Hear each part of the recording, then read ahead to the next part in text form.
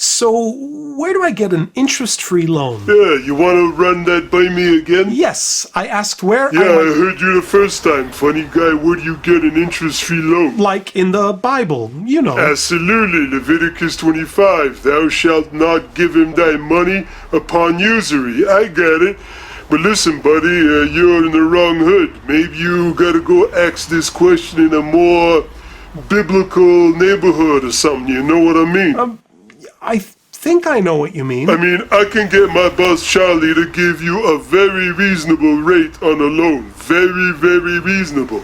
But we'd have to be all clear up front. You know what I'm saying? I think I know what you're saying. You know what I'm saying? You know what I'm saying. I think I know what you're saying. You know what I'm saying. I'm saying that the terms of the loan and of the monetary restitution would have to be very, very clear. Gotcha. But I'm actually asking the question in a more theoretical vein. Theoretical. You want a theoretical loan? Yes, interest-free, theoretically speaking. All right, I get it, funny guy. All right, I like your sense of humor. No, really, I like it. All right, I ain't presently occupied.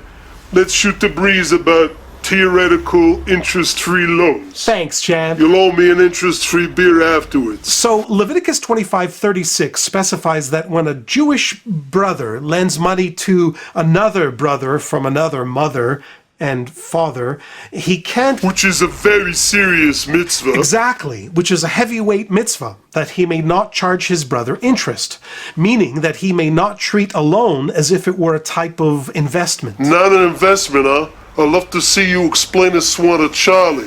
Not an investment? It doesn't make no sense.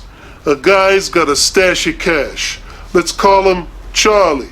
And you go to him and you say, "Hey, Charlie, can you bum me $1,000 for a couple of weeks?"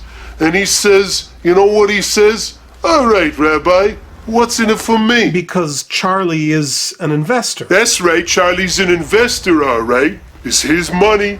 If he's going to hand over his money to you, there better be a profit. It's basic economics. It's definitely basic economics when it comes to investment.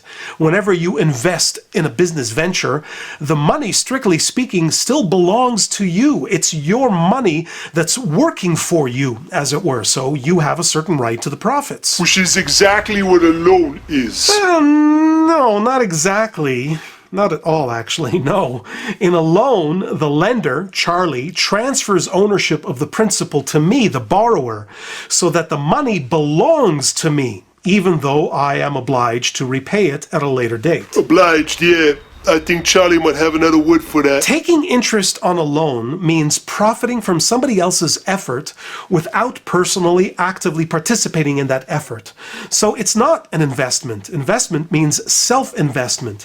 But here the lender, Charlie, is essentially out of the picture, if only temporarily. Yeah, I'm not sure how much Charlie's gonna appreciate all this theory. So what's your point?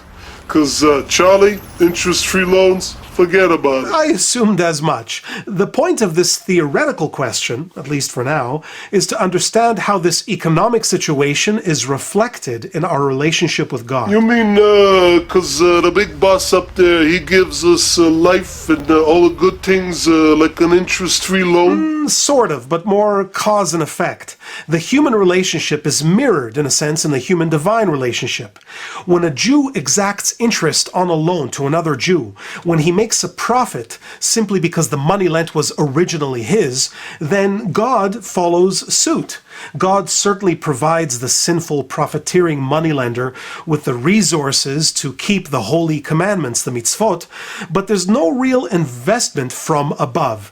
In fact, God merely collects the merits accrued in the mitzvot. Like a loan shark. Or a bank. I don't get it. I mean, how does the big boss up there ever invest in mitzvot? I mean, God does mitzvot? Metaphorically speaking, yes, that's right. You know, it says in the Medrash, for example, that when a person studies Torah, the Holy One, blessed be He, studies across from him, as it were. Wait, so let me get this straight. So the big boss up there, he's like participating in your mitzvah. Like he's self-invested in your actions? That's nicely put, actually. God is invested in your actions and, as it were, shares in your profits, metaphorically speaking. So long as you yourself know what constitutes an actual investment and you don't treat a loan like an investment. So when you was asking me where do I find an interest-free loan, you was really asking how do I find someone to invest in my actions, like a silent partner. God is a full silent partner in the mitzvah. Well put. Well, I'm pretty sure it ain't a proposition to take to Charlie. No, I was thinking of taking it somewhere higher. You mean like, I get it, like venture capital from the big boss up there. Like a merger and acquisition. Bittel and Vekas. You know, you're a pretty sharp guy. Maybe it's time for a new boss.